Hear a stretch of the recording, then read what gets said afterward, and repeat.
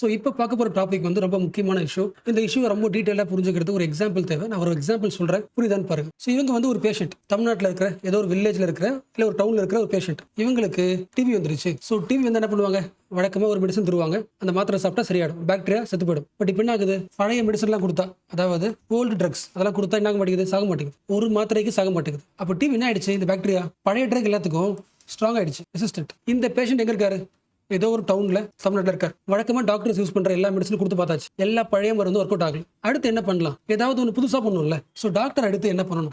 வழக்கமா டாக்டர்ஸோட main habit என்ன இருக்குன்னா, ரிசர்ச் பேப்பர்ஸ் படிப்பாங்க. What is research paper? நான் ஒரு டாக்டரா இருக்கலாம், இல்ல சயின்டிஸ்டா இருக்கலாம். நான் என்ன பண்ணுவேன்?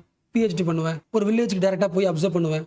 அங்க ஏதாவது புது நோய் இருக்கா, எல்லா மக்களையும் அனலைஸ் பண்ணி டேட்டா எடுப்பேன். டேட்டா எடுத்து ரிசர்ச் பண்ணி என்ன பண்ணுவேன்? இந்த உலகத்துக்கு பப்ளிஷ் பண்ணுவேன். Research paper. ஸோ கிரவுண்ட் லெவலில் போயிட்டு இருக்கிற ப்ராப்ளம் அட்ரஸ் பண்ணி அதுக்கு என்ன சொல்யூஷன் சொல்லி கண்டுபிடிச்சு ஒரு தீர்வு என்ன பண்ணுவேன்? நான் பேப்பர்ல எழுதி உலகத்துக்கு சப்மிட் பண்ணுவேன். ஒருவேளை அந்த paper TB new medicines list of medicines ஒரு பேப்பர் இருந்துச்சுன்னா இந்த டவுன்ல இருக்கிற டாக்டருக்கும் இந்த பேஷண்ட்டுக்கும் எவ்வளவு பெரிய யூஸ்ஃபுல்லா இருக்கும். ஸோ ஓரளவுக்கு ப்ராசஸ் புரியுதுல்ல. இந்த உலகத்துல சொசைட்டி, என்விரான்மெண்ட், எக்கனாமி, டெக்னாலஜி மாற ஹெல்த் ப்ராப்ளம் மாறிட்டே இருக்கும். நான் எக்ஸாம்பிள் ஹெல்த் சொல்றேன். எல்லாத்துலயுமே வச்சுக்கலாம். இந்த உலகம் மாற எல்லா சப்ஜெக்டும் ஆகிட்டே இருக்கும், மாறிட்டே இருக்கும். அதை அப்டேட் பண்ணிக்க வேண்டியது அந்த எக்ஸ்பர்ட்டோட வேலை, டாக்டரோட வேலை. இல்லைனா அந்த ஊர் மக்களுக்கு புது மெடிசன் தர முடியாது. அந்த மெடிசன் எங்க இருக்கும்? ரிசர்ச் பேப்பர்ல இருக்கும். பட் ஒரு ரிசர்ச் பேப்பர் 15,000 இருந்து 1 lakh லெவல்லாம் ஒரு ரிசர்ச் பேப்பர், ஒரு டாக்குமெண்ட் பேப்பரோட பிரைஸ் இருக்கும். அப்படி இருக்கும்போது இந்த டாக்டரால இல்ல இந்த எக்ஸ்பர்ட்டால இல்ல இந்த டீச்சரால இல்ல இந்த ஆக்டிவிஸ்டால அந்த ரிசர்ச் பேப்பரை படிக்க முடியுமா? உங்களுக்கு தெரியும்ல, பிஹெச்டி ஸ்டூடெண்டோட மெயின் வேலை என்ன? புதுசா ஒரு விஷயத்தை கண்டுபிடிக்கிறது. அதாவது சமூகத்துல இருக்கிற ப்ராப்ளம ஒன்னு பிக் பண்ணி அதுக்கு சொல்யூஷன் என்ன பண்ணுவாங்க? கண்டுபிடிப்பாங்க. அது ஃபர்ஸ்ட் ஸ்டெப் என்ன? அந்த ப்ராப்ளம் சம்பந்தப்பட்ட எல்லா பேப்பரும் படிப்பாங்க. 100கணக்கான ரிசர்ச் பேப்பர் படிப்பாங்க ஒரு நாளைக்கு. லிங்க் பண்ண முடியுதா? ஒரு ஆர்டிக்கலே, ஒரு ரிசர்ச் பேப்பரே 1000 ரூபாய்க்கு மேல போகுதுன்னா, 10,000 ரூபாய்க்கு மேல போகுதுன்னா, எப்படி ஒரு இண்டிவிஜுவலால ஒரு டாக்டரால ஒரு 1000 ஆர்டிகல் படிக்க முடியும்? அது ஈஸியஸ்ட் வழி என்ன? சயின்ஸ் ஹப்னு ஒரு வெப்சைட் இருக்கா? லைவ் ஜென் ஒரு வெப்சைட் இருக்கா? இங்க ஆல்மோஸ்ட் எல்லா ஆர்டிகல்ஸ் ரிசர்ச் பேப்பரும் ஃப்ரீயாக கிடைக்கும். லைவ் ஜென்ல ஃப்ரீ புக்ஸ் கிடைக்கும். அப்போ கிரவுண்ட் லெவல்ல ஒரு பேஷண்ட் நம்ம கியூர் பண்ணணும்னா இந்த டாக்டருக்கு ஃபர்ஸ்ட் எது தேவை? ஓப்பன் அசஸ்ல நாலேஜ் தேவையில்ல. அந்த விஷயத்த இந்த ஹப்பும் லைவ் ஜென்னும் பண்ணிட்டு இருந்துச்சு. இன்ஃபேக்ட் ரொம்ப பர்சனலா சொல்லணும்னா ஒரு 4 to 5 இயர்ஸ்க்கு முன்னாடி நீங்க யூடியூப்ல ஏதாவது ஆப்ஷனல் கிளாஸ் நீங்க தமிழ்ல பாத்திருக்கீங்களா? சோஷியாலஜி, பொலிட்டிக்கல் சயின்ஸ் இப்போ வரைக்குமே இல்ல. ஸோ இப்போ நான் வந்து சோஷியாலஜி கிளாஸ் யூடியூப்ல ஷேர் பண்ண ட்ரை பண்றேன். அதுக்கு ஃபர்ஸ்ட் என்ன பண்ணணும்? லேர்ன் பண்ணுமா? ஆல்மோஸ்ட் எல்லா அகாடமியோட டாப் அகாடமிஸ் சோஷியாலஜில யார் டாப்பர் சொல்றாங்களோ எக்ஸ்பர்ட்ஸ் 30க்கு மேல தான், 30,000 40,000 லேர்ன் பண்ணிக்கிறதுக்கு ஒரு அகாடமி போதும். நீங்க ஒரு கிளாஸ் எடுக்க போறீங்க யூடியூப்ல, டிஃபரன்ஸ் ஸ்டூடெண்ட்ஸ் நீங்க வந்து சொல்லி தரணும்னா ஒரு கிளாஸ் பத்தாது, 2-3 கிளாஸ் தேவை. இப்போ எல்லா கிளாஸுமே 40K இருக்கும்போது என்னால அதை கொடுத்து படிச்சு ஒரு கிளாஸ் உருவாக்க முடியாது. பட் இந்த லாஸ்ட் 10 இயர்ஸா எனக்கு யூஸ்ஃபுல்லா இருந்தது லைவ் ஜென் தான். லைவ் ஜென்ல 1000 ரூபாய் புக்கு, 10,000 ரூபாய் புக்கு, 50,000 rupees புக்கு, எல்லா sociology magazine, articles, documents, books எல்லாமே வித்தின் a செகண்ட் இந்த வருஷம் பப்ளிஷ் ஆன எல்லா புக்குமே நல்லா ஈஸியாக அசஸ் பண்ண முடிஞ்சது. அதில் கிடைச்ச புக்ஸ்ல இருக்கிற அப்டேட்டை லேர்ன் பண்ணி தான் ஒரு 3 to 4 இயர்ஸ்க்கு முன்னாடியே சோஷியாலஜியை தமிழ்ல யூடியூப்ல ஷேர் பண்ண முடிஞ்சது. லாஜிக் புரியுதா? எங்கேயோ இருக்கிற ஒரு ஓப்பன் அசஸ் நாலேஜ் இங்க தமிழ்நாட்டில் இருக்கிற ஏதோ டவுன்ல இருக்கிற ஒரு பையனுக்கு யூஸ் ஆகுது.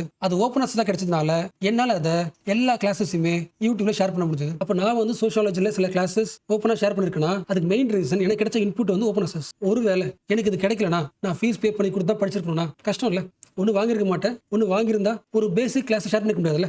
இப்போ வந்து ஃப்ரீ கிளாஸ் ஒரு மார்க்கெட்டிங்கா போயிடுச்சு. அது வேற. நான் சொல்றது 3 to 4 இயர்ஸ் முன்னாடி. இப்போ அகைன் அந்த டிவி பேஷண்ட்டுக்கு வாங்க. லோக்கல் ஊரு, லோக்கல் ஹாஸ்பிட்டல், இன்ஃப்ராஸ்ட்ரக்சர் வீக்கா இருக்கும். இந்த லோக்கல் டாக்டருக்கு அந்த அளவுக்கு எக்ஸ்போஷர் இருக்காது. அவருக்கு ஒரே எக்ஸ்போஷர் ஆன்லைன் தான், ஓப்பன் அசஸ் மேகசின் தான். ஆர்டிகல் இருக்கு பட் பே பண்ண சொல்றாங்க. அது ஃப்ரீயா கிடைச்சிருந்துச்சுன்னா அந்த மெடிசன் என்ன பண்ணிருக்கலாம்? இந்த பேஷண்ட் கொடுத்து டிபி சரி பண்ண முடியும். But this paper is locked by, யார் லாக் பண்ணிருக்கா? ஒரு கவர்மெண்டா?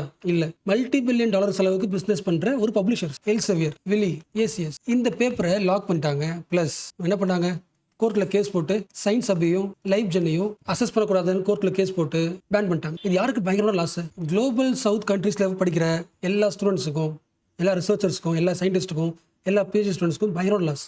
ஈவன் நீங்கள் பிஹெச்டி படித்தாலே மேக்ஸிமம் 30,000 இருக்கும் ஸ்டைஃபண்ட். ஒரு ஆர்டிக்கலே 30,000. உங்கள் ஸ்டைஃபண்ட் வச்சு வாங்கணும்னா ஒரு ஆர்டிக்கல் வாங்க முடியாது, அவ்வளோ காஸ்ட் ஆர்டிகல்ஸ்லாம். பட் இது வரைக்கும் சயின்ஸ் ஹப் இருந்ததுனால, லைஃப் ஜென் இருந்ததுனால நாலேஜ் நமக்கு கிடைச்சது. எல்லா தேர்ட் வேர்ல்டு கண்ட்ரிஸ் கிடைச்சது. அதை எடுத்துக்கிட்டு சொசைட்டியை மாற்றிருக்கும். இப்போ என்னோட எக்ஸாம்பிள் நான் சொன்னேன். இந்த மாதிரி எல்லா ரிசர்ச்சர்ஸும் எல்லா சயின்டிஸ்ட்டும் மக்களுக்கு தெரிஞ்சிருக்காது. பட் உங்களுக்கு வந்து நாலேஜ் ரீச் ஆயிருக்கும். அதுக்கான ஆரிஜின் எங்க இருக்கு? LibGen Sci-Hub. So நாம கேட்க வேண்டிய கொஸ்டின் ஒன்று, நாலேஜ் எப்படி அந்த கம்பெனி ஸ்டாப் பண்ண முடியும்? அவங்க என்ன சொல்லுவாங்க? எல்லா பேப்பர்ஸும், இந்த உலகத்தில் பப்ளிஷ் ஆகிற எல்லா பேப்பர்ஸும், எல்லா ரிசர்ச் பேப்பர்ஸும் 40% எங்க 3 கம்பெனி கிட்ட தான் இருக்கு. நாங்க தான் அதை ப்ரொடியூஸ் பண்றோம். அப்ப கண்டிப்பா என்ன பண்ணணும்? நீங்க பே பண்ணணும்ல. ஸோ இது அவங்க பாயிண்ட் ஆஃப் வியூ. பட் நம்மளோட பாயிண்ட் ஆஃப் வியூ என்ன? ஃபார் எக்ஸாம்பிள் இதுதான் என்னது?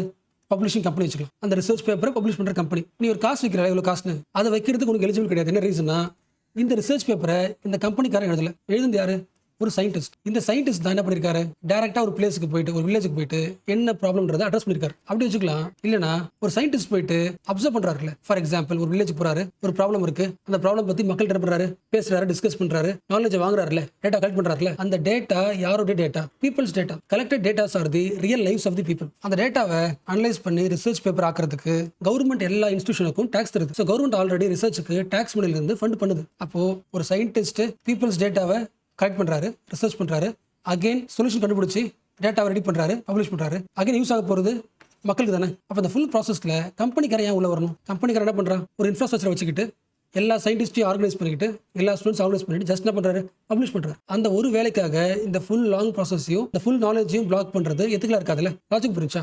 அந்த கமர்ஷியல் கம்பெனி டேட்டாவை கலெக்ட் பண்றது கிடையாது, பேப்பர் எழுதுறது கிடையாது, இல்ல ஆல்ரெடி எழுதின பேப்பரை ரிவ்யூ பண்றது கிடையாது. ஜஸ்ட் பேப்பர் வரும், அதை ஹோஸ்ட் பண்ணுவாங்க, அவ்வளவுதான். அப்போ பீப்பிள்ஸ் நாலேஜ் எப்படி ஒரு பிரைவேட் கமோடிட்டியா மாறும்? உலகத்தில் இருக்கிற எல்லா கண்ட்ரியோட research is happening only through public funds. நீ பேப்பரை ஹோஸ்ட் பண்ணிருக்கலாம், பட் ரிசர்ச் பண்றது காசு கொடுத்தது யாரு? ஒரு PhD ஸ்டூடெண்ட் ரிசர்ச் பண்ண போறாருன்னா பப்ளிக் ஃபண்ட் தான் வருது, டாக்ஸ் அமௌண்ட் தான் வருது. அப்போ ஆல்ரெடி இந்த நாலேஜுக்கு கவர்மெண்ட் பண்ணிடுச்சு, டாக்ஸ் கொடுத்தாச்சு. அப்போ மக்களுக்கு அது ஓப்பன் அக்சஸாக போய் ஆகணும். So once again we have to support the open access. இந்தியாவோட PhD ரிசர்ச் வந்து ரொம்ப ஸ்ட்ராங்காக இருக்கணும்னா we have to support the open access. ஏன் PhD வச்சு பேசுகிறோம்? இந்த உலகத்தில் அதிகமாக PhD படிக்கிற 4th largest country India. Link பண்ண முடியல, it is the biggest achievement. But இந்த எல்லா ஸ்டூடெண்ட்ஸும் யூசிங் தி சயின்ஸ் ஹப். இதை தெரியாம டெல்லி ஹைகோர்ட் தான் பண்ணிடுச்சு, எல்லா ஃப்ரீ வெப்சைட்டையும் பிளாக் பண்ணிடுச்சு இந்தியாவில். So this is the core idea of this article.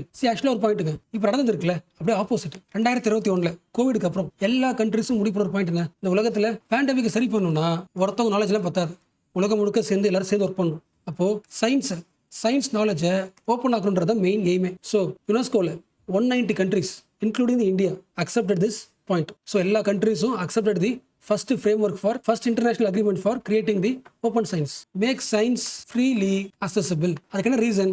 எப்பொழுதுமே சயின்ஸ் டெவலப் ஆயிருக்குல்ல, அதுக்கு மெயின் ரீசன் வந்து ஒரு கம்பெனியா இருக்காரு, ஒரு இண்டிவிஜுவலா இருக்க மாட்டாங்க, கலெக்டிவ் எக்ஸசைஸ் தான். ஸோ ஃபியூச்சர்ல சயின்டிஃபிக் இனோவேஷன் அதிகமாக்கணும்னா ஃபர்ஸ்ட் பண்ண வேண்டியது we have to claim the knowledge as commons. நாலேஜ்னு உருவாச்சுனாலே அது ஆட்டோமேட்டிக்கா மக்களுக்காக தான், காமன்ஸ்.